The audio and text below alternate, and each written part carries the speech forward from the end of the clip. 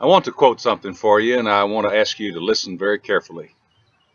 For God so loved the world that he gave his only begotten Son, that whosoever believeth in him should not perish, but have everlasting life. Now, most of you probably recognize that immediately as John 3:16, a verse that many consider the core, the heart of the Bible, and maybe the most beautiful verse in the Bible. We'll talk more about that in a little bit. I quoted it from the King James Version because that's the way I learned it and memorized it as a boy. I've looked at it in many other versions, many other translations, and as best I can in the original language, and its meaning always comes through as beautiful, profound, rich, real, convicting, motivating, and very encouraging.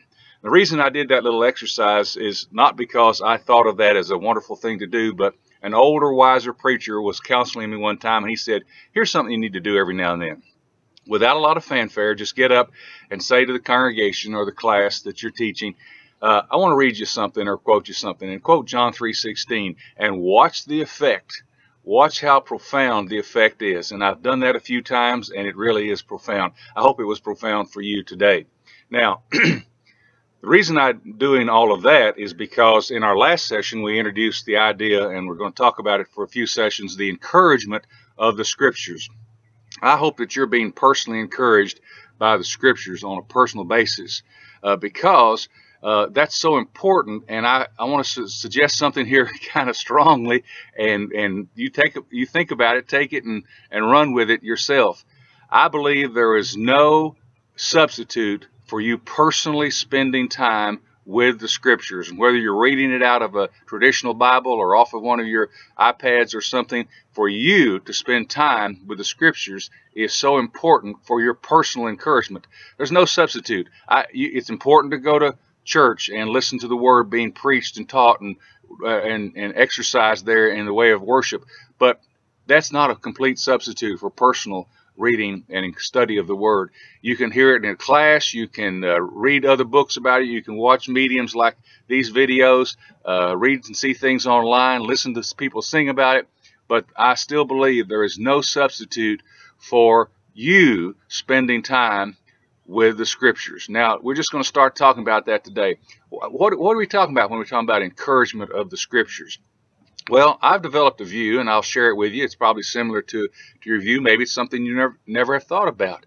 I believe that for all of its vastness, the Bible is a pretty big book, and its complexity, there's a lot of hard things to understand because we mostly don't understand the cultures to which it was originally written.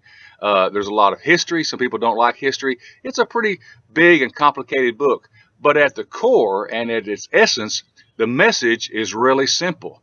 It's a love letter. It's a love statement from God that says, in effect, look, here's the whole history of mankind and what's going to happen yet. And basically, you folks have messed up. I created you for a relationship, and you blew it. Your great-great-great-grandparents, Adam and Eve, they blew it, and everybody's been blowing it since. But you know what? I still love you. I still want to have that relationship with you. And to do that, I'm going to have to make a great sacrifice. I'm going to sacrifice my sinless Son so that you sinful people can have a relationship with me that will take you right on into eternity, and we can spend eternity together rejoicing and having that relationship. It's at the core, the Scriptures, the Bible, is a love letter, a love statement from God. Now, there's ways that you have to learn to come to and continue to appreciate that, and I'm not saying those other parts of the Bible are not important, but if you know the essence of it, then you understand all the rest of it, the history and all that, as it relates to that. That's what John 3:16 is about. John 3:16 is not the only verse in the Bible. Some people treat it like it is. There's a whole lot of other things that you need to read and surround that to understand and make your understanding of John 3:16 complete.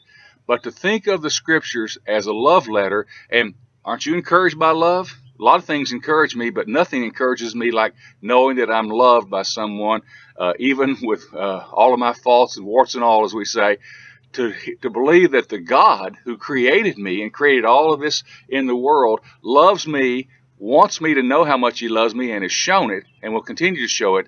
That's very encouraging. Please join us next time as we continue this discussion.